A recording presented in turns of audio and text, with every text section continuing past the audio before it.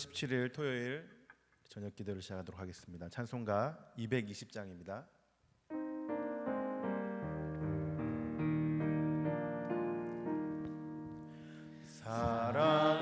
사랑하는 주님 앞에 형제 자매 한자리에 그 시은혜 생각하며 즐거운 찬송 부르네. 내 주 예수 본을 받아 모든 사람 내 몸같이 환난 근심 위로하고 진심으로 사랑하세. 사랑하는 주님 앞에 온갖 충성 다 바쳐서 괴로우나 즐거우나 주님만 힘써서 섬기네. 우리 주님 거룩한 손 제자들의 발을 씻어 남 섬기는 종의 도를 몸소 행해 보이셨네. 사랑하는 주님 예수 같은 주로 섬기다니 한 피바다 한 몸 이룬 형제여 친구들이여 한 몸같이 친밀하고 마음으로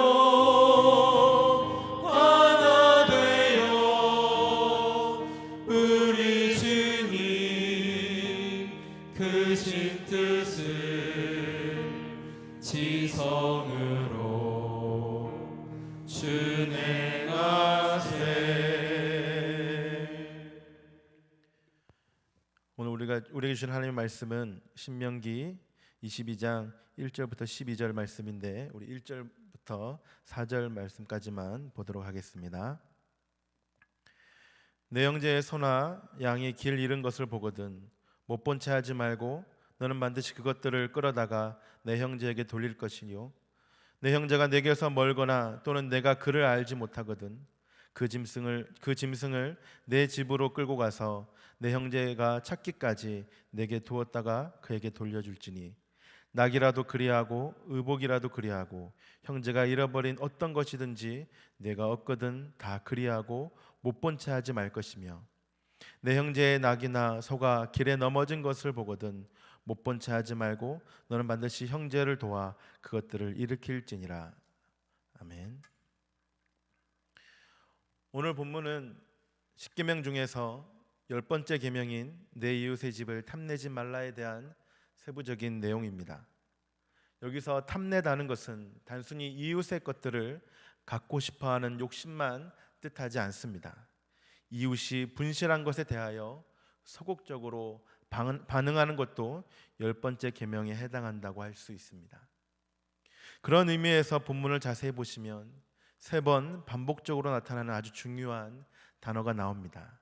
그것은 바로 못 본 채 하지 말라는 것입니다. 무엇을 못 본 채 하지 말라고 합니까? 그것은 바로 이웃이 가축을 잃어버렸거나 그 가축이 넘어진 것을 보면 못 본 채 하지 말라고 합니다. 반드시 가축을 주인에게 찾아주고 주인이 멀리 있으면 보관도 하라고 합니다. 어떻게 보면 참 의아한 말씀일 수 있습니다. 우리가 분실물을 보관해주고 찾아주는 자들도 아닌데 이런 것까지 성경에 쓸 필요가 있나라고 생각할 수도 있습니다.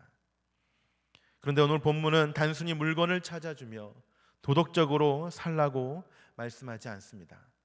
그러한 내용은 굳이 성경이 아니어도 다른 책들에서도 충분히 찾아볼 수 있습니다. 오늘 본문은 10번째 계명의 세부적인 내용을 말씀하며 분명한 한 가지의 정확한 주제를 말씀하고자 합니다. 그것은 바로 10번째 계명에 해당하는 이웃에 대한 사랑입니다. 더 나아가서는 적극적인 사랑입니다. 오늘 본문에 따르면 소극적인 사랑은 절대로 가축을 찾아주지 않습니다. 더군다나 며칠 혹은 몇 달 동안 가축을 보관해 주지 않습니다. 하지만 적극적인 사랑은 말로만 하는 사랑이 아닙니다. 적극적인 사랑은 이웃의 소유를 탐내지 않는 것뿐만 아니라 이웃이 분실한 가축에 대하여 며칠이 몇 달이 지나도 그 가축을 찾아주는 것이 10번째 계명을 지키는 것이자 적극적인 사랑의 모습입니다. 하나님께서는 이 이스라엘 공동체 가운데 이러한 적극적인 사랑이 풍성하길 원하셨습니다. 단순히 이웃의 소유를 탐내지 않는 소극적인 부부만 말씀하시지 않고 그들의 소유와 재산을 또 그 생명을 지켜주고 찾아주는 적극적인 사랑 또한 행하길 원하셨습니다. 어떻게 보면 내 이웃을 내 몸과 같이 사랑하라 이 말씀이 이 적극적인 사랑의 축약된 표현이라고도 할 수 있습니다. 그런 점에서 볼 때 오늘 본문은 우리가 평소에 알고 있는 이웃에 대한 사랑보다 더 적극적인 사랑을 말하고 있다 할 수 있습니다. 그런데 이러한 적극적인 사랑을 잘 행하였던 한 권사님의 이야기가 있습니다. 얼마 전 국내 최고령 의사인 한원주 권사님이 향년 94세로 소천하였습니다.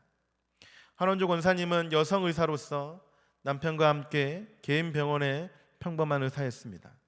하지만 남편이 1978년에 그만 먼저 세상을 떠나게 됩니다. 그때부터 이 한원주 권사님은 개인 병원의 평범한 의사의 삶을 정리하고 수십 년간 무료 진료 봉사와 소외 계층을 도우며 살아갑니다. 그렇게 열심히 무료 진료 봉사를 한 뒤 10여 년 전부터는 한 요양병원에서 숙식을 하며 이 또한 월급을 받지 않고 환자를 진료하며 봉사를 하였습니다. 그런 한원주 권사님의 마지막 바람이 있다면 죽을 때까지, 임종 때까지 요양병원에서 봉사를 하다가 하늘나라로 가는 것이었습니다. 그런데 감사하게도 이 한원주 권사님의 바람이 이루어졌습니다. 한원주 권사님은 임종 일주일 전까지 무료 진료를 하다가 지난달 9월 30일에 숙환으로 그만 소천하고 마셨습니다. 그 권사님의 삶을 보면 참으로 적극적인 사랑이 무엇인가를 알게 되는 것 같습니다. 한 번의 사랑이 아닌 두 번, 세 번을 돌아보는 적극적인 사랑을 한원주 권사님은 행한 것이라 할 수 있습니다. 그런데 권사님께서 하신 말씀 중에 우리에게 큰 울림이 되는 말씀이 하나 있습니다. 그 말씀이 뭐냐면 우리가 약 주고 병만 고친다고 해서 그 사람들이 다 치유됐다고 할 수 있느냐? 사람들의 육신과 영혼과 경제적인 면까지도 돌볼 수 있는 방법을 사용하자라는 말씀입니다. 이 말씀은 한 번의 사랑이 아닌 두 번, 세 번의 사랑을 베푸는 적극적인 사랑을 베풀어야 하는 우리에게 큰 울림을 줍니다. 사랑하는 성도 여러분, 오늘 말씀은 단순히 이웃의 경제적인 부분을 지켜주라는 그 말씀만 말씀하지 않습니다. 오늘 말씀 우리에게 분명한 이웃에 대한 사랑을 강조하고 또 강조합니다. 우리에게는 이웃을 사랑하고자 하는 마음이 다 있습니다. 이 마음은 우리 하나님께서 그리스도인에게 모두에게 주신 기본적인 신앙의 양심이자 부담입니다. 하지만 오늘 본 말씀과 권사님의 삶은 우리에게 기본적인 사랑만 가지고 있는 것을 말씀하시지 않습니다. 단순히 이웃의 소유를 탐내지 않는 것뿐만 아니라 그것을 뛰어넘는 사랑을 행하기 원하십니다. 우리는 가끔씩 꼭 내가 아니더라도 누군가 어려운 사람에게 또 내 이웃에게 도움을 주거나 사랑을 베풀겠지라고 생각합니다. 물론 그것이 잘못이고 죄는 아닙니다. 오늘 본문도 그것을 정죄하지 않습니다. 하지만 우리가 그냥 지나친다면, 그것을 보고 못 본 채 한다면 오늘 본문 말씀처럼 소극적인 사랑, 못 본 척 하는 것과 같습니다. 이러한 소극적인 사랑은 결코 우리를 혹은 교회를 건강하게 할 수 없습니다. 저와 여러분들에게 분명히 소나 양을 잃어서 사랑이 필요하는 형제들이 있을 것입니다. 그러한 형제들이 없어서 못 보는 것이 아니라 지금 우리가 못 본 채 하고 있는 것은 아니겠습니까? 그러므로 한 가지 분명한 사실만큼이라도 우리가 적극적으로 행하는 저와 여러분들이 되길 바랍니다. 그것은 바로 내 주변에 사랑과 도움이 필요한 자들이 있다면 못 본 채 하지 말고 적극적으로 그들을 찾는 것입니다. 내일부터 교회는 비대면 예배에서 대면 예배로 전환합니다. 2달 만에 만나니 반갑고 또 기쁠 것입니다. 그렇다면 반갑고 기쁜 것에 더 나아가서 사랑이 필요한 자가 있는지 적극적으로 찾는 저와 여러분들이 되길 바랍니다. 표정이 좋지 않은 성도를 본다면 그 성도를 위해 사랑의 미소와 눈빛을 보내주고, 근심에 쌓인 성도를 본다면 적극적인 관심과 사랑의 말 한마디를 지나게 해주는 그런 내일 주일이 되길 바랍니다. 그래야 한다면 내일 주일 예배는 그 어느 때보다 하나님의 은혜와 적극적인 사랑이 풍성한 귀한 회복의 주일이 될 줄 믿습니다. 그러한 내일을 기대하며 오늘도 기도함으로 토요일 이 저녁을 귀하게 보내시는 저와 성도 여러분들이 되길 바랍니다.